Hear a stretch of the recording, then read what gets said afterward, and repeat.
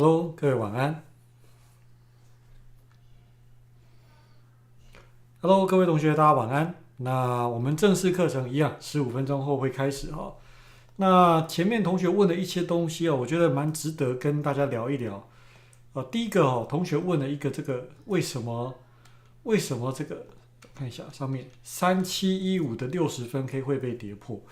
OK， 这位陈同学我们从今天开始把那个为什么三个字从此拿掉，这辈子都拿掉，因为没有任何一个人清楚的知道眼前的市场真正发生什么事，不可能，巴菲特也不可能，任何人都不可能。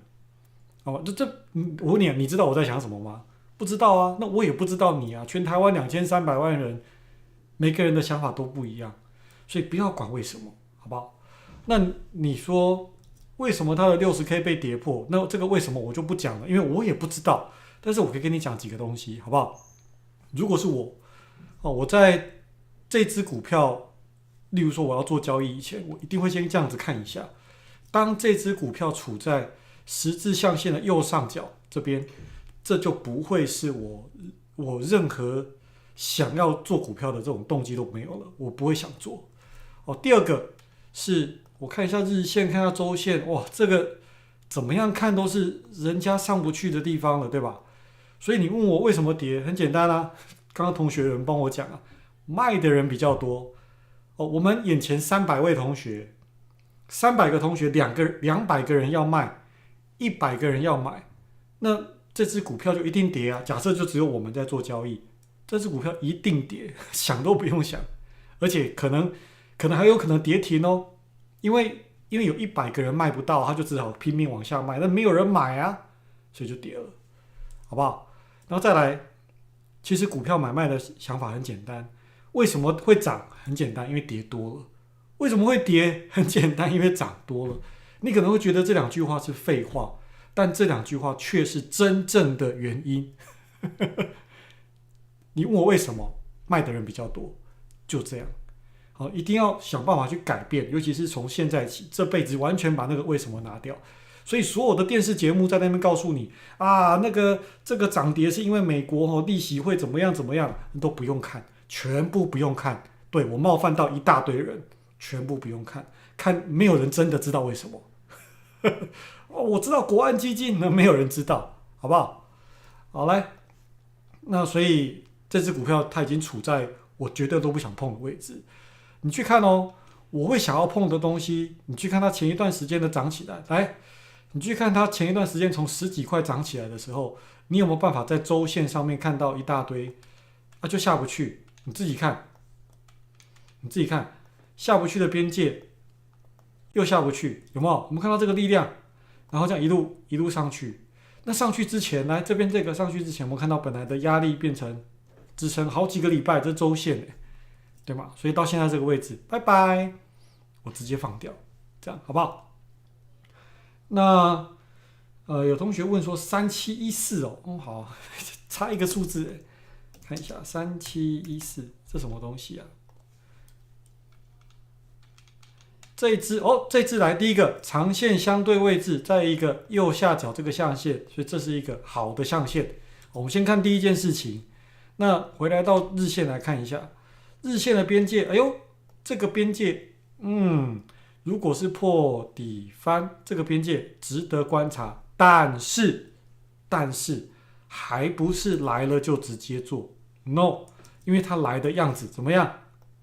来的样子很凶，所以如果我是你，我会多等个1天到2天，也就是说，我想要等这边看可不可以出现像这样子的 K 棒这个借我用，我想要等这边看可不可以出现像这样子，出现这样子的 K 棒，一个尖尖的朝下，好不好？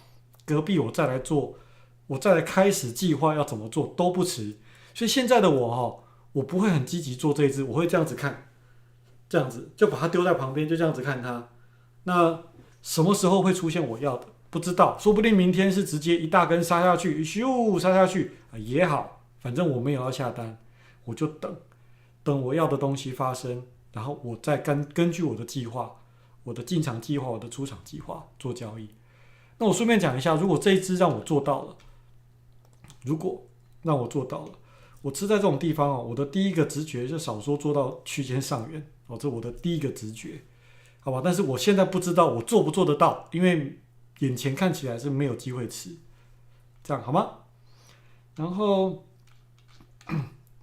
3443买在1600左右，算不错的破翻吧。我们看一下哦，3443，你买的位置，来，你买在1600左右，是不是这里算是不错的破翻吗？哪里不行？如果你用这边定义为破翻，我完全不给过。哪里有破底翻？来问3443的这个。根本没有破底翻啊！来哦，如果是破底翻，它会是长在下一个 K 棒是这样下跌、下跌、下跌，长出破底翻。你会在这个框框里面看到一个很明显的破底翻，像刚刚前面同学问的那一只股票一样，你会看得出来那个周线或是那个日线的那个样子。来，我问你，我就问你啦，请问你，破底翻是什么东西？哪里有？真的吗？你涂鸦给我看啊？没有欸。对吧？然后从周线看、日线看，坦白说，如果我把这一周给遮住，其实眼前的位置是一个上有压，歪掉了，上有压，下有撑，哇，它是一个在我心中这个地方是很问号的，我完全不知道这次会怎么做。所以通常这种东西我会直接放掉，我不想要在这个位置去跟它赌上还赌下，好不好？那你说你是做5K 加60K 小格局的短单，好，我看一下。如果是这样子，你在这个地方吃，那我给过。哦，小刻度的这个这样子，那这个好可以，这边我给过。如果你吃在这里，这样，那如果是这样子。这附近你心中要有底哦，这附近已经是日线相对的高点，那未来会怎么走我也不知道。那如果你吃在1600，你的成本还不错，所以你就用个不赔去跟他换。那看你要换多远，还是你要高点就出，这就是看你的计划了。这样好不好？然后呢，00877日线今天进场算是标准图嘛？00877。这个富华中国这个今天进场了，我看一下哦，日线对不对？哦，其实今天的这个边界算不错，是真的还不错。好，那今天进场可以，我算给过，因为我看得出来它的大刻度有这种破底翻的概念。那你应该是日线等级的进场，而不是周线。如果是周线，可能要再多等周4跟周5。礼拜4、礼拜5就今天跟明天这2天，下个礼拜如果 K 棒仍然维持这样子，下个礼拜的隔壁这个会是周线更美的，应该讲周线等级它该进场的点就会是在下个礼拜的那个边界上。哦，那日线来讲，我觉得还不错啊。那你说是不是标准图？我勉强接受了。为什么会有点勉强呢？因为这个边界有点尴尬，你说它有压住吗？好像也有。你说它有支撑吗？又好像也有。所以我才会说我是扩大到比较大的刻度、周线的角度看，这样好不好？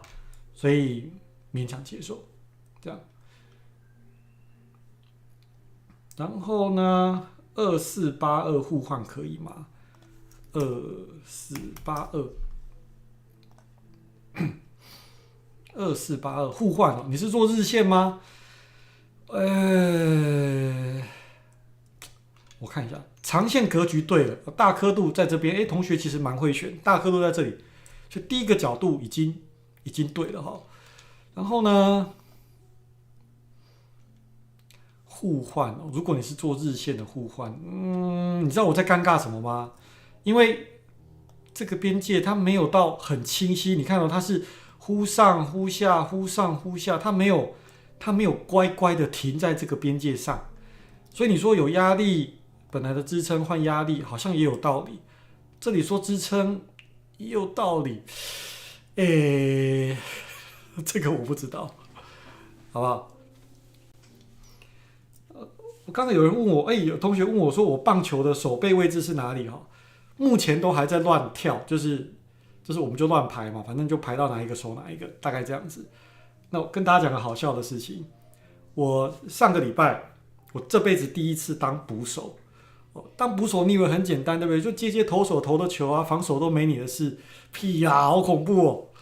那我这辈子当捕手，你知道，这是我第一次哦。当捕手最丢脸的事情就是被盗本垒，对吧？被盗本垒这很丢脸啊！你是捕手哎，结果我的第一个上垒者他盗我的二垒，然后呢，人家打一个牺牲打跑到三垒一出局，然后呢，一个右打者在打球。没有挥到，我接到球，我慢条斯理的传回去，传回去的瞬间，我都听到其他人大喊“啊”，就是那个三垒的跑者直接趁我回传的时候就咻。重点是他回来本垒的时候，他是跑过去的，他根本不用滑垒。你知道那个羞辱感，你知道吗？他就这样在我面前这样咻的跑过去，对。我这辈子第一次当捕手就被羞辱了，好恐怖！尤其是那个垒上有跑者的时候，他在那边要跑不跑，你会很紧张，你知道吗？到底要不要传二垒？然后，对，所以我以后应该不敢当捕手了，吓死了，好不好？捕手也有标准动作，有啊，但是我不会啊，我大家就是这样玩玩看，我各个守备位置都下去玩玩看，这样我才知道捕手的心理压力。好大，好大，对，但是我光接球就来不及了，我还想全场，还想什么？哦，我顾三垒就忘记一垒，他就给我跑二垒，然后我顾一垒就忘记三垒。好了，来聊交易的东西。接不到还会打到，我有一球是打到我的大腿内侧。没有打到重点。2377前一天日线算是互换的关键边缘码的2377，微星前一天的日线可以，这边我给过。那像这种日线在这个边界，其实这个日线我个人认为它没有到很友善，为什么？因为通常按照我的习惯，在隔壁这一天日线长这样子的时候，我会喜欢等一个这个东西，这是我习惯的东西。因为它前面的样子很凶，我会习惯等一个。结果它根本没有出现这个，瞬间就蹦就上去了，对吧？那如果蹦就上去了，没关系啊，我一样在这边等你，我就画好我的打击框，不要太贵，打击框在这边。甚至如果下一次回来，说不定还会先破一个这个才这样子，我不知道啦。但总之，这个边界其实是 OK 的。但是我现在退一步看，我有个隐忧。我的隐忧是什么？来，你看一下周线。来，相对的位置，我问大家在场的各位，前一次来到这边是涨得上去还是跌不下去？对不起，是涨不上去还是跌不下去？是哪一个？如果是这样看，其实我觉得在这边的交易有点尴尬。所以如果从周线再看回来日线，那我就不会太积极的在这里要吃单子，因为我这样看就哇，上有压，下有撑。如果这整件事情如果这个东西它发生的位置，其实如果能够在整个事情在这种地方，相对起来大可度的这个地方这样子，哇，这个就会很美，这样好不好？只是就因为它现在这个相对位置有点尴尬。边界的确有可能有效，但是上面你也亲眼看到了，来，上面的确掉下来啊，有没有？这边有这个东西，然后这个东西，所以如果这边不小心关门放狗成功，所有套牢在上面的人就准备要哭了，哇，那个很恐怖的，这样好不好？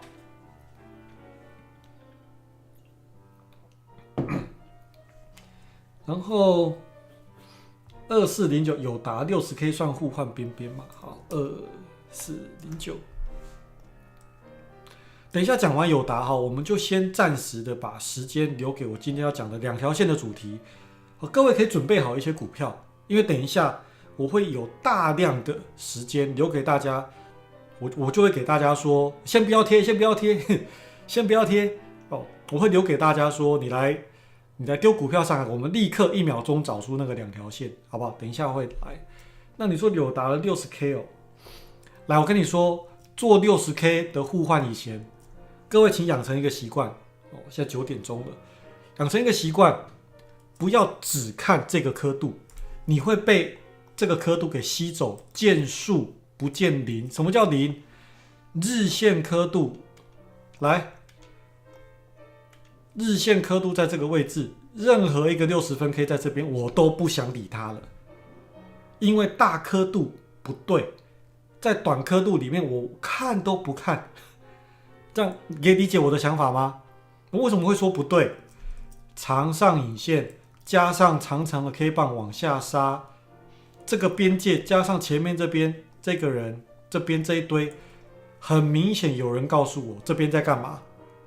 这边在撞墙，那会不会撞过？我不知道。我是懦夫，我当10大就好了，我躲后面就好，我不想要当冲第一的，冲第一给别人冲，这样好不好？廖大以前也是我的学员吗？是啊，是啊，最早以前是啊，他也是我的同学，我们一起是放射科的同学，这样。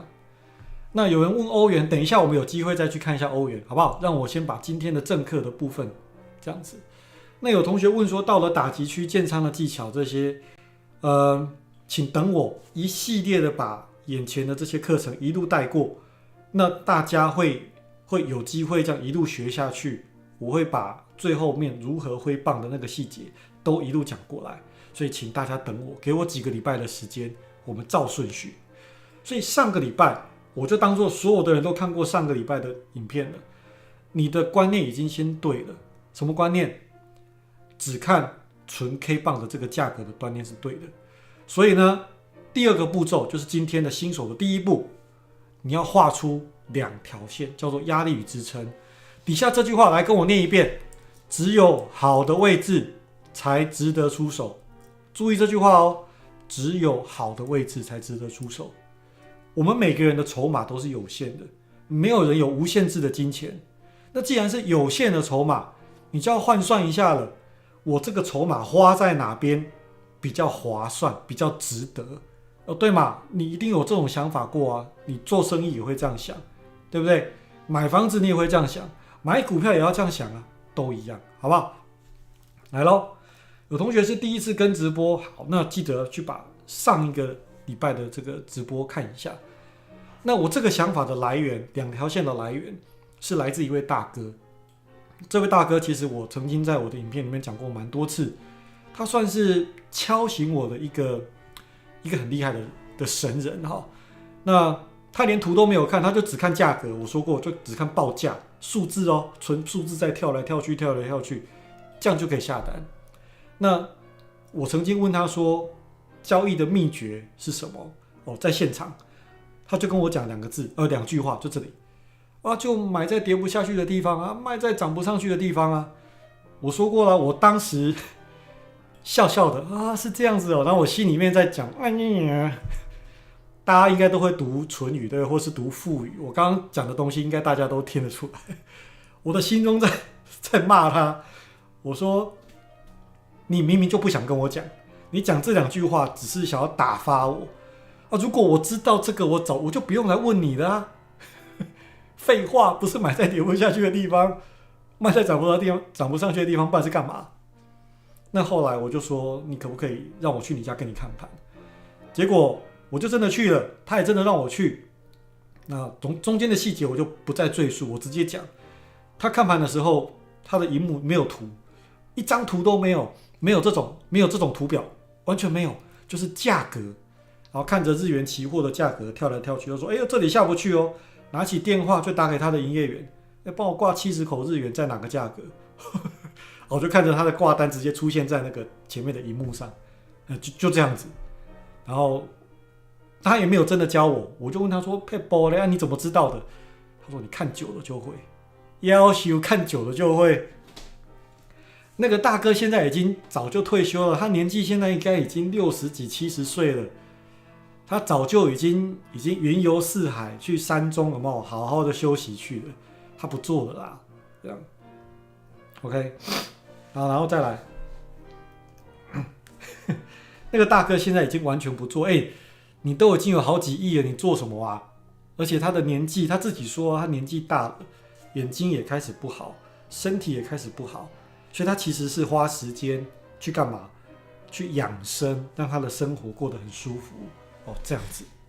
来，那这2句话，其实我把它换算一下，就是这样子，就是我按到 按到最后面，要观察价格来到这边发生什么事情。这个发生什么事很重要，是来到这边一直被人家买哦。例如说，价格这样子涨跌，来到这个地方是出现一大堆上影线，涨不上去吗？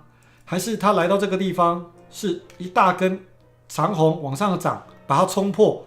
到底是哪一件事情？这就是我们要观察的，对吧？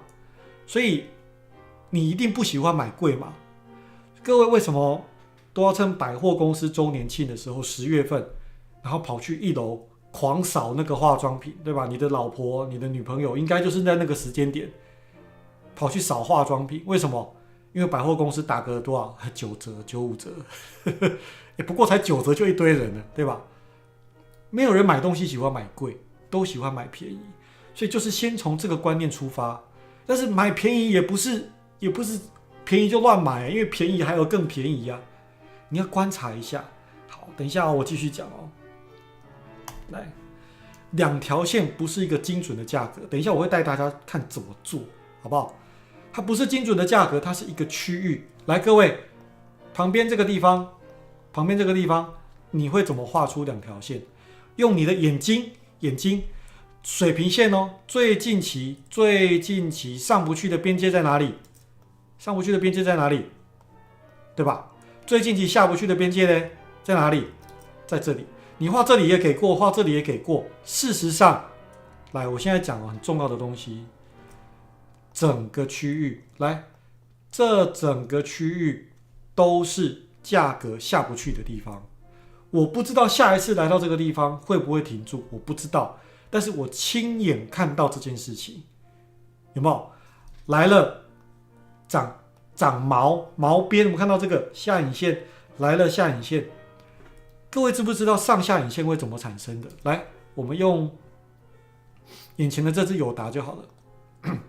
任何一个价格，来，例如说这个上影线就是价格曾经来到 17.2， 结果同一个小时里面，一大堆人把它卖下来，所以就出现长长的影线，就是这样子。如果买的人，注意这句话哦，接下来很重要哦。如果买的人多于卖的人，我不知道原因，总之，如果买的多于卖的，那它就会是一根大大的 K 棒，这样子，代表买的力量很强，卖的没几个人，对吗？但是像这个呢，买的人曾经很强，他买上去了，但是卖的人是不是力量更大，把它敲下来？就是这个想法。这放在任何一个刻度全部都通用，好不好？然后再来哦，请大家跟我念一下2点一线。什么叫2点一线？来，同学们，请丢一只股票，一个人丢一只股票，我随便看一只，我帮大家讲一下什么叫做2点一线。有2个点，你才有办法连出一条水平线，对吧？来，所以任何一只股票，2330来咯，2330，好，来了，2330正好是一个好案例。来，第一个点，第二个点，2点一线，有没有看到这件事情？所以这个价格边界，例如说，来前一段时间在590这边，来第一个点，第二个点，2点怎么样？一线，所以你看后面来到590，哦，这样子好了。假设今天是这一天，这里，各位在这一瞬间，你能不能够看到前面的压力线？这是需要很高深的学问来才看得到的吗？很厉害的研究才看得到的吗？不用，你的眼睛1秒钟，砰，一条线画出去。那这个边界就是这一个区域，对吧？再来，同学旁边我看到什么我就随便讲哦，6747，好来，2点一线嘛，对不对？我们来玩1秒钟，我们来画出哦，来，这是一个好案例，来哦。我先暂时把旁边这边先随便截图一下，我看到什么就讲什么，好不好？好，全部都通用。注意看哦，你1秒钟会怎么画出这2条线？1秒钟最多边界被碰到的边界这里，所以下面呢约略在这里，所以你会画出像这样子。那你就会知道现在的价格处在于这个日线的哪里，上下的哪里？哇，中间，一个不上不下的中间，对吧？再来，你看下周线一样，周线是不是也是这样子？也是2条线连在一起。讲完了，而这个线哦，来，我后面会教大家怎么画。你去画这种最多干干净净的 K 棒的开高低收碰到的地方。注意这句话，开高低收。来，我后面有教你。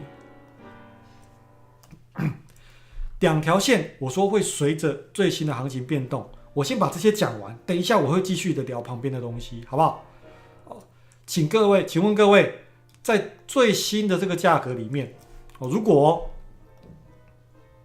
来各位请跟着我一起看，我先把大家的这个聊天遮住。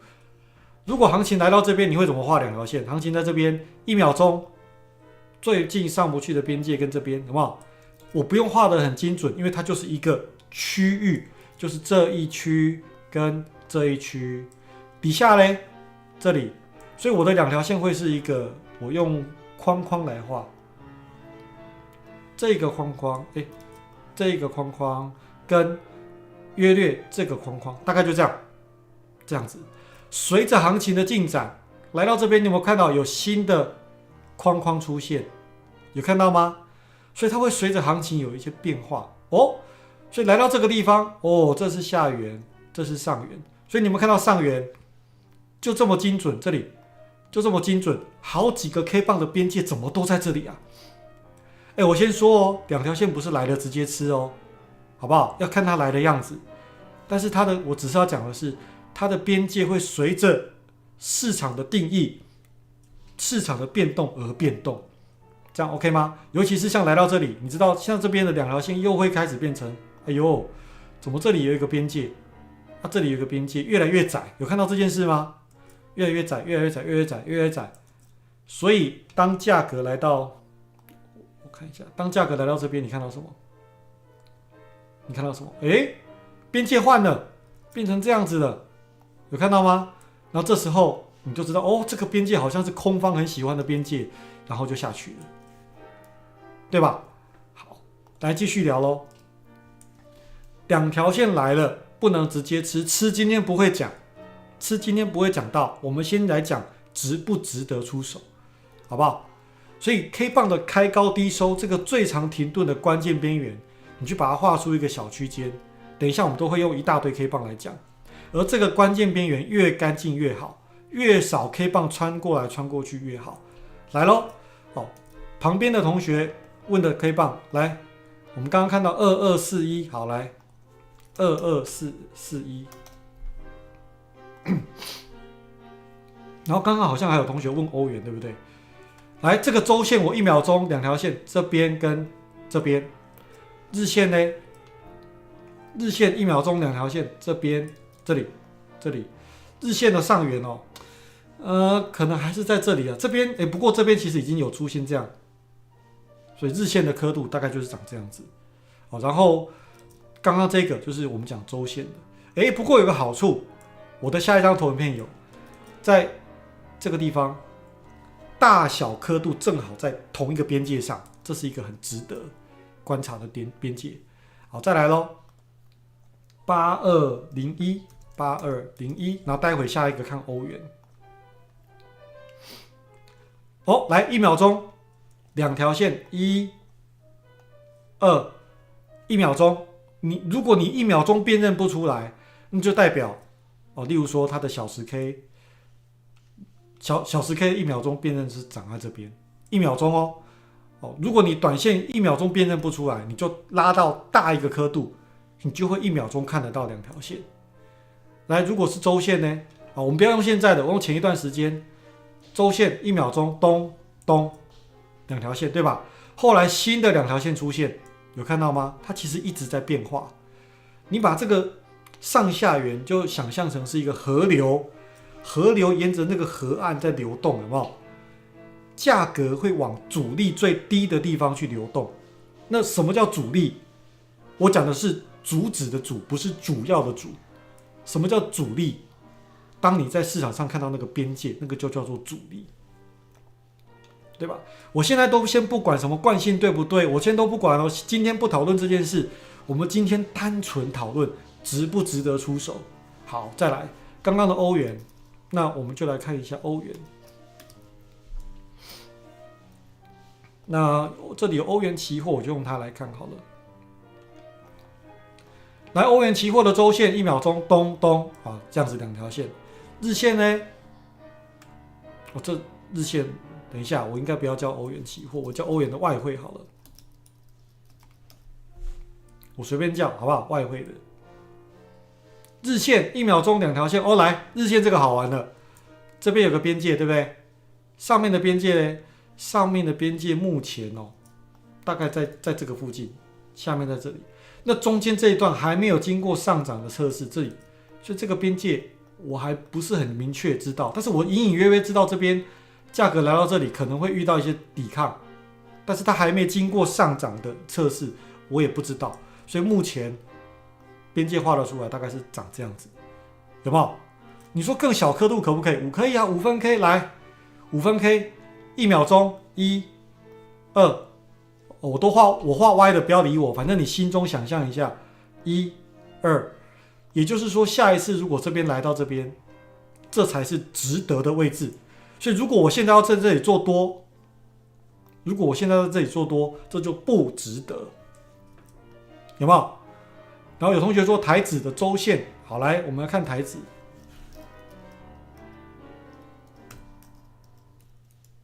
TX 什么？这个来台指的周线，如果是周线，你1秒钟会画出什么样的2条线？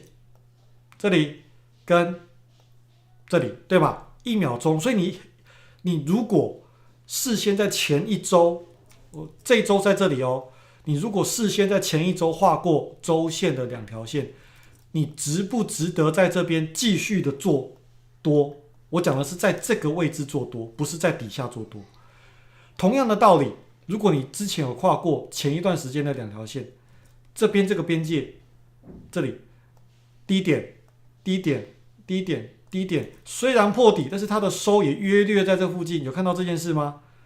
有没有？这种东西就会是我们要的，对吧？然后，例如说2382，来。任何一个刻度都通用来，1秒钟2条线，1、2，我的2条线我不用画很精准，因为我只是在代表这个区域，好不好？这只是因为我在教学上面，我直接这样嘣嘣这样子画，就可以很快速的教过去。我只知道一件事情，价格来到这边，价格来到这边，价格来到这边。都下不去，对吧？所以我的心中这个地方好像有一块隐形的木板，有没有？隐形的木板，然后被人家拿铁钉这样子咚咚咚咚咚咚咚，把铁钉钉进这个实心的木板里面。铁钉有钉进去，这个木板就会牢靠稳固，就比较不会掉。就是这个概念，好吧？我喜欢看到铁钉钉进去那个宽宽的区间里面，这我很爱。好吗？我平常打单会把边界标出来吗？以前会啊，我现在其实就是眼睛一看，我就会知道说现在我喜不喜欢，值不值得。所谓值得的意思是什么？我前一段时间我有用《孙子兵法》的2句话来跟大家聊。《孙子兵法》有说你要靠地形，地形站在你这边，我前一段时间讲过啊，地形站在你身上有优势的时候。用地形帮你的忙，这不是很好吗？我选择让大户来帮我的忙，而眼前的2条线其实就是大户。但是我要观察的是大户有没有出力啊？什么意思？来，我来到日线，就用这只广达，记得我们刚刚说过，边界的概念，它是一个区间，对吧？所以你在这里看到这个东西下影线，你是不是可以很清楚看到哦，这里有，这里有，哎呦，这个边界好像有人用哦，对吗？然后后面呢，后面这附近，哎呦，都有人用哎，所以在这时候你就可以画得出来下边界跟上边界，对吧？下边界来了，不用急着吃，又来到这个地方，你看它都是来到这个地方，然后就长角，然后就下不去，就上去了。所以我真的不用急，我可以等它回来长角，我再跟着上车就好了。今天都还没有讲到如何上车，我先不讲，我单纯讲值不值得。如果今天的价格来跑到这边去，我怎么知道这次会上去？前一次价格来到这边买在220的人，有没有人买在220？有啊，买在220的这个人，他买的当下他也以为要上去，要上250，上260啊。那为什么没有？我也不知道啊。但是他就是上不去啊。所以在这里有没有第二次又来到210几，快要220？有。那有没有人买在这？有。那这个人呢？他会不会有可能先亏在哪里？先亏在下面，然后他都停损了，停损被接走，然后才出去，有没有？所以两条线的第一个想法，各位，第一个想法值不值得？所以我刚刚不是有很多周线，例如说刚刚同学好像例如说 Tesla 好了，来哦，我问大家哦 ，Tesla 1秒钟，你是不是看到这边有个边界？1秒钟。所以我一看就知道，如果我底下没有买 Tesla， 我现在在这个地方买下去，是不是很容易撞这个边界？所以两条线的概念就是找到市场隐隐约约的那个边界。我呢发现大户在这里都在买，那我就跟着买。大户在这边都在卖，你要跟着卖也可以，但是不是直接卖，好不好？所以如果你有这个想法，来。前一次 Tesla 来到这个地方270，你真的要在这里做多吗？是不是就不值得出手？所以我们的3问位置惯性图3问，第一个叫做位置，还有顺序的哦。位置对了才有考虑惯性跟图，位置不对想都不用想。所以如果今天是这一天，是在这里的 Tesla， 如果各位问我，我应该会直接说，这个我根本没有任何想法，我不会想要做。因为1秒就看到前一次上不去的价格啊，这不就是刚刚讲的那2句话吗？买在跌不下去的点，卖在涨不上去的点啊。如果这个不叫做涨不上去，什么叫做涨不上去？这市场告诉我的，有可能明天会涨，有可能明天会跌，有可能，但是我眼前这个当下看到的，它就是前一次上不去的地方啊，我还是不要跟它拼好了。我是一个懦夫，你要永远记得这件事情。来哦，所以这种短线来日线的2条线，你应该1秒钟就可以画得出来这件事情，不会太难。如果前一段时间这个边界，当它来到这个地方的时候，你能不能够1秒钟画得出这件事？应该可以耶。然后它就怎么样，咚就上去了。同样的东西，例如说苹果好了。苹果的股票一样的意思，我拿出来问大家，请大家看一下周线，来1秒钟，请问你周线现在这个位置是前一次涨不上去还跌不下去的位置，你自己看呢？搭配上12月中旬又要结算，所以如果是我会在这里吃苹果吗？如果我是卖苹果的老板。我现在应该会很开心，哇！苹果价格正好，好多阿呆会冲进来买苹果，那我就先给他。我不管苹果未来会不会继续涨，我已经把我的这一段先赚起来放了，懂这意思吗？这就是我们最根本的买低卖高的概念嘛，对吧？所以如果这张图来，这是周线哦，所以前一段时间的周线来，这里是不是有上？跟下，所以如果你有这个概念，当行情来到这个地方来，行情在去年的年底的时候，行情来到这个地方，你会看到什么东西？关键边缘下不去，打了以后，记得我刚刚不是说过，观察这个边界是打破以后就直接往下冲，还是打破以后被收回来？有没有？所以我都只会在2条线的边界区域观察影线。哦，重点咯，好不好？来，我用空白处讲解一下。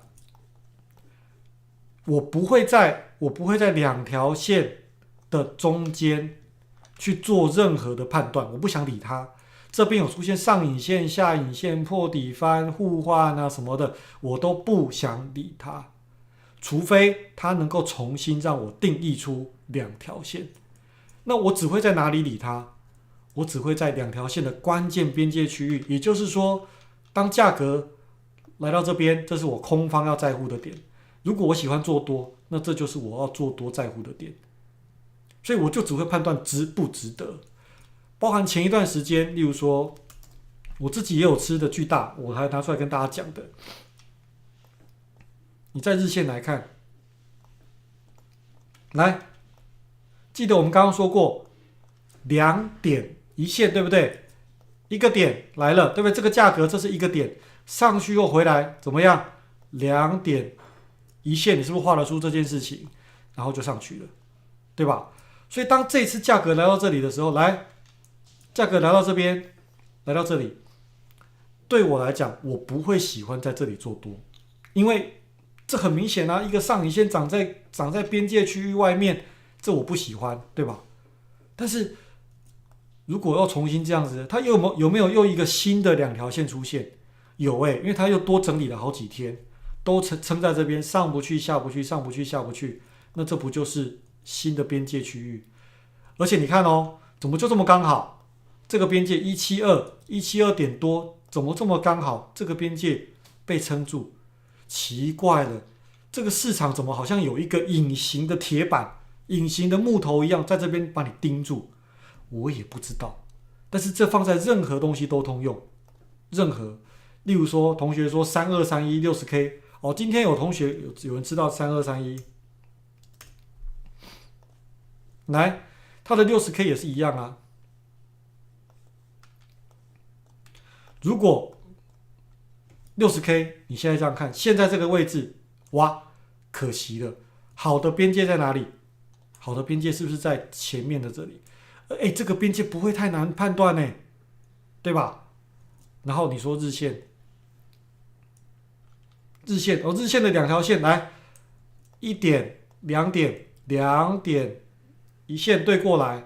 所以当价格来到这个地方，又是一个前面空方满足区。当价格来到这些地方，你是不是可以观察一下？哎呦，怎么好像下不去？那现在呢？现在是这个价格越来越接近这边了，对吧？哇，那没有关系啊，你可以等啊，对吧？市场又不是只有一天可以上车，它在震荡的过程中就会不小心露出一些长得很漂亮的点，让你可以上车，对吧？旁边同学问6125，来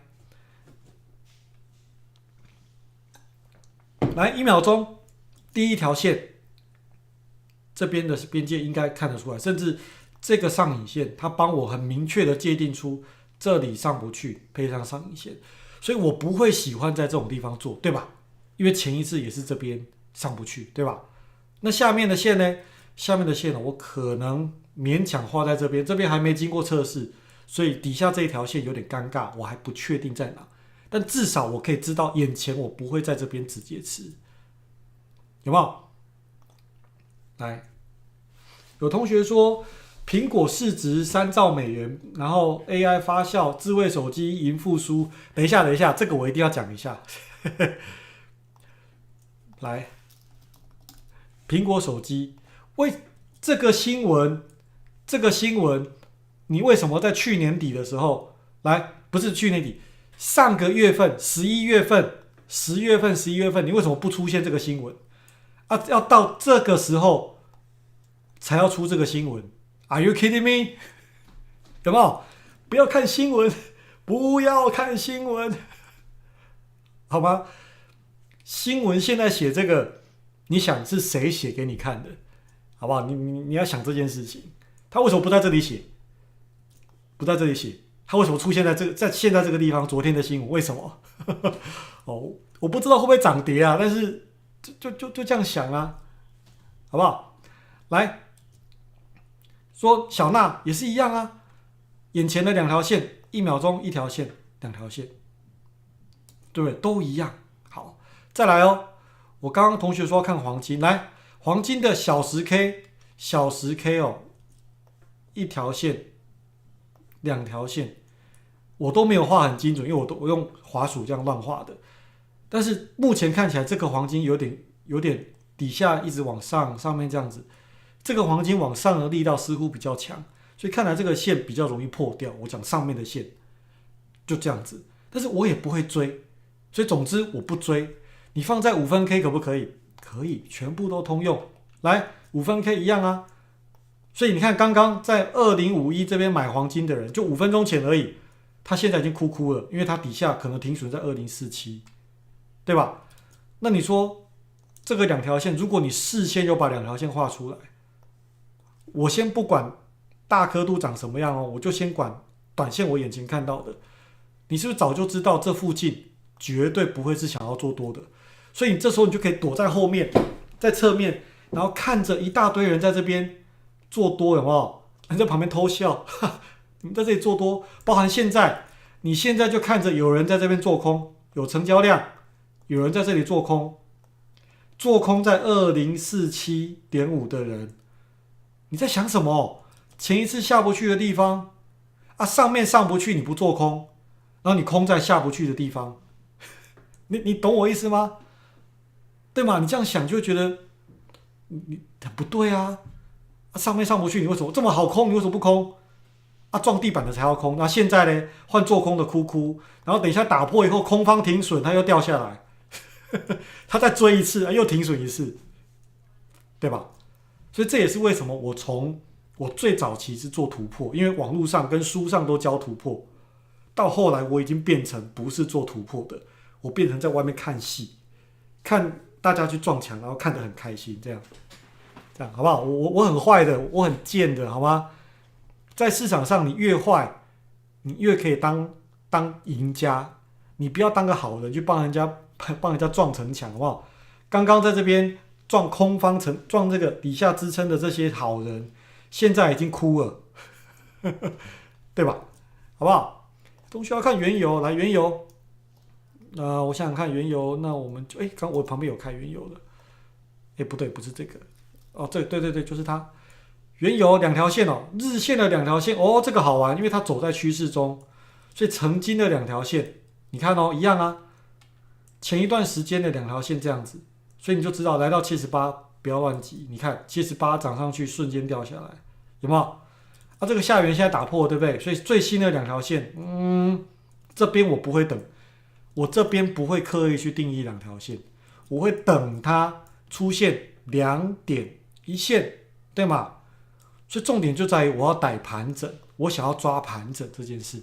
那我们的交易是在盘整以后才会出现。今天先不讲进场，因为进场在后面会一系列的讲到，这样好不好？我只是要教大家怎么样去1秒钟去辨认出这个边界。就算没有最新的这一根，你能不能够1秒钟看到这个边界？应该可以吧？每个人都做得到，对吧？所以这没有很难，好不好？同学们，如果你们在旁边问进场，我今天暂时都不会回答哦，这样好不好？为什么我暂时不会回答？因为大家问太多了啦，问到太多进场的细节，慢慢来，你把你的心放下来，你会有机会慢慢的在接下来的课程中一路听到怎么进场，这样好不好？看新闻做股票记者应该先制服，好像是哦，对不对？2条线是要先看到2个点，对，所以如果价格来到这个地方，它只有1个点，它没有办法定义出2条线。但是如果它再度来到这个地方，1个人来，2个人来，可以的，我可以找出区间的，这是一个重点哦。所以你不要刚下来就先直接把2条线给画好，好吗？所以像这个地方一个点、两个点，所以重点来了，我需要价格。来，这句话很重要哦。上下边界的下边界需要价格由上往下测试，我才会知道这个边界是有人用的。由上往下测试，我才会知道我需要这件事。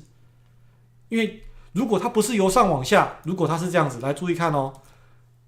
如果原来的价格，我现在画，请问你这个边界到底是底下这个边界的天花板呢，还是上面边界的地板？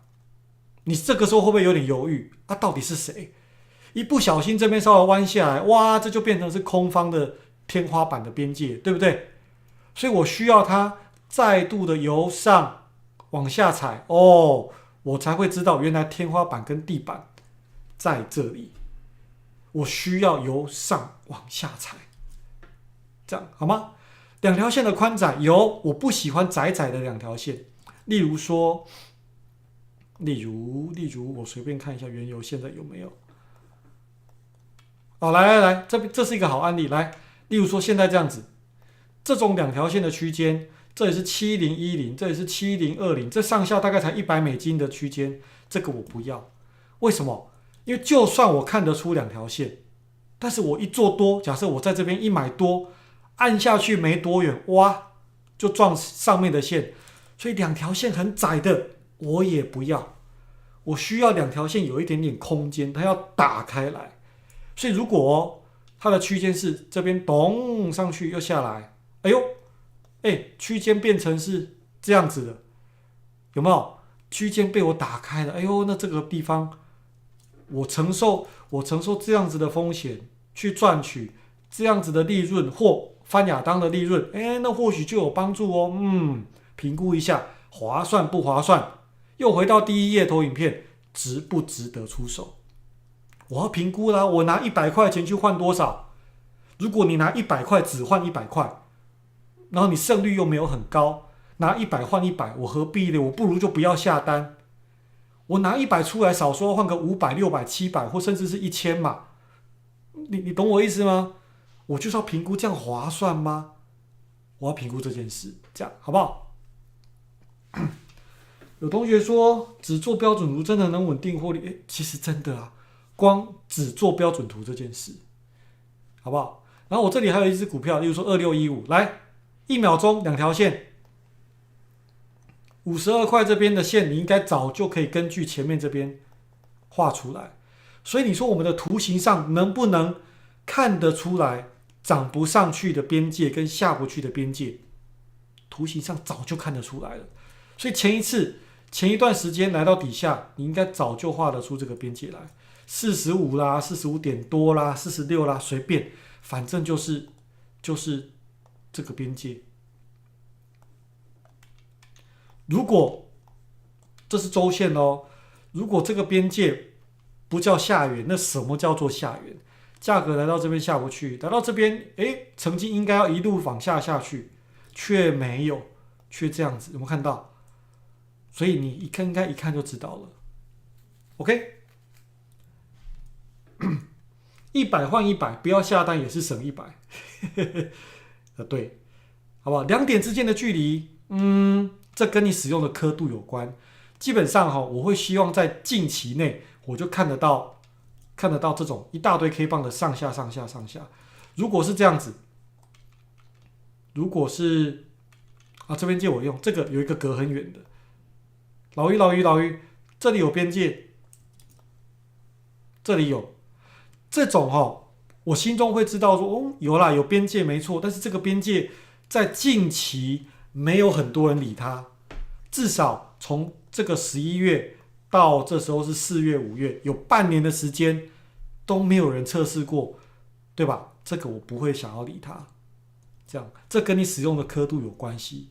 那如果它在短期在这边又给我整理了起来，赞哦，那又有新的2条线了，这样好不好？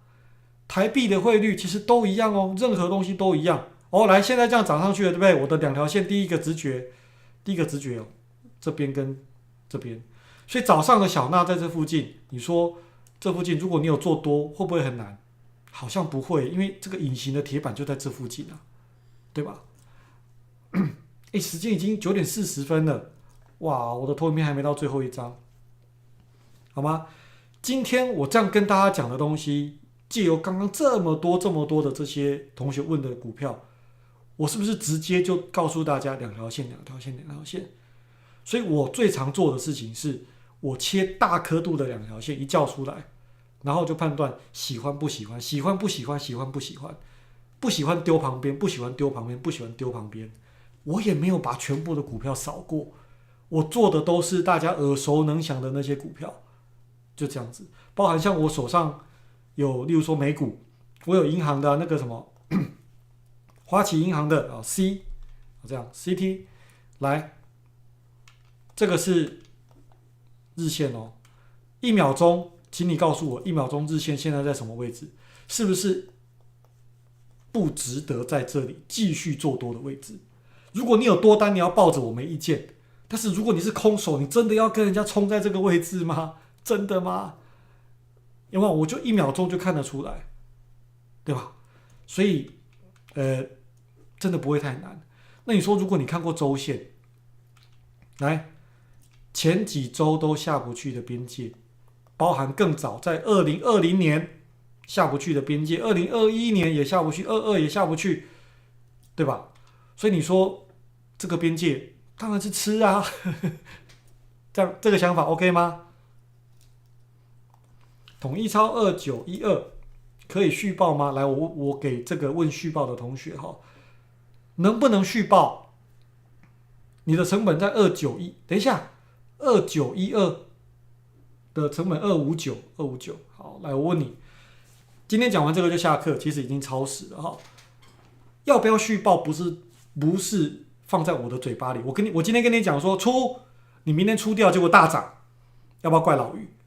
或者我跟你讲留，结果大跌，要不要怪老于？对吧？这个没有人说得准啊。你问网络上任何一个分析师都没有人说得准，他以后会发生什么事情。所以只有你自己能够抉择。那你会问这句话，就是因为你2个都想要，你又不想要承受回档，又想赚到一大堆，鱼与熊掌你2个都想兼得，就是这样你才会问。你想要问到一个确定的答案，这个答案只有你自己知道，好吗？那我跟你说，如果你有犹豫，出吧，就代表这一只股票你在进场前没有想好，你在现在会怀疑跟犹豫。有怀疑，有犹豫，还有赚钱，出一出，下次重来。下一次你要在哪里出场？是在进场的时候，你就要先想好哦。如果之后涨到哪里，我要怎么做？没有涨到哪里，我要怎么做？你要先把这个想在进场的时候，后面你只需要照着你白纸黑字写下来的交易计划，照着执行，这样就好。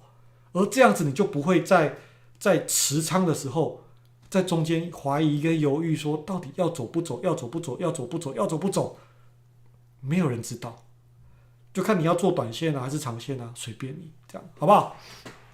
你说你是想好280要走，那就280走啊。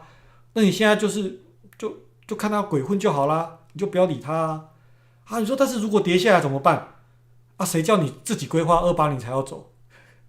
那你就要承受中间的这里上上下下的鬼混，260啦，跌到265、262啦，然后涨到270几啦，你就要承受这些事情，对吧？不然呢，没有办法，所以有一好没有2好，这样好不好？好，那2条线画出来，可不可以就是什么？可不可以就是出？可不可以出的选择之一？对啊，就是这样子啊，2条线画出来。叶奇瑞，好久不见了，嗨，哇，你的名字我已经很久没看到了哈。好了，那今天就到这边，好不好？来，所以如果大小刻度不小心有2条线重叠在一起，最后拿这个当收尾，我就用眼前的这个就好了。来，前一段时间的，来，我就用眼前这边。什么叫大小刻度2条线重叠？在这个地方这个区域里面，今天这个上涨以前，我们来到短刻度，来，短刻度里面我们这样子好了，这个边界15976这边我把它画起来，这附近我随便标，反正就这附近这样子。这边是不是前一次下不去的边界？所以如果在这个时候你会怎么画两条线？是不是这边跟这边？所以你早就知道这边下不去了，对吧？然后这时候你再到大刻度看一下，大刻度看一下，来，如果是小时 K 在这个时候，这样子好了。最后这个上涨先不要管它，你会怎么画两条线？你是不是也是画出这样子的两条线？所以下缘这边就是短线跟长线都在差不多的地方共同出现两条线的下缘。那如果是这样子，它的力量就还蛮值得参考。但是我先讲还不是这样就下单还不是好不好？今天讲的都距离下单还有一段路，所以第一条件记得先判断值不值得把你的筹码花在这里。所以说，如果是来到这边，老于它还是上涨但是这边就不值得花筹码在这。重点是那个值不值得，好不好？好，那来到最后一张投影片啦。所以我今天讲的这两条线，其实就是让你事先给做好划不划算、值不值得的规划，这个想法，好不好？那请大家一起跟我念一下咒语。下一堂课我会直接教大家，先把两条线拿来练出手咯，练边界乱打1。而这个下一堂课的练习不能用真仓练习，它只能去用任何一个模拟账号练习，因为这个并不是正规交易的模式，它只是让你练习抓边界而已。我们下个礼拜会好好的讲所以今天是两条线，下礼拜我们就把两条线拿来玩，我就玩给你看，这样好不好？来，请跟我一起念一下这个：每天都是好棒的一天，会有好事发生在你我身上，我会尽力帮助身边的人，让他们过得更好，好不好？那如果有新同学今天看到有一些新同学，请你把这一年份的这个直播今年已经年底了呢，对不对？12月了，把它看一看。哇，有同学捐款给我，不要啦，不要抖内我啦，你抖内我，你把这个拿去抖内给其他人比较好啦，好不好？抖内给一些慈善团体，这样子更有效，不要抖内我啦，这样我还要再抖内出去，还不是一样 ？OK， 那如果你想要练习你可以好好的看一下这些影片，自己在家里先练，好吗？那近期其实我跟 Jack 我们会把 YouTube 上面的这些影片整个重新整理过，然后让大家更有系统、更有顺序的好好的这样看过来。这也是我最近要用这种照顺序的方式录下来的原因。我直接就把这些影片拿来当做未来大家可以复习的好东西，好不好？那今天就这样子咯，好不好？祝大家交易顺利咯，各位，拜拜。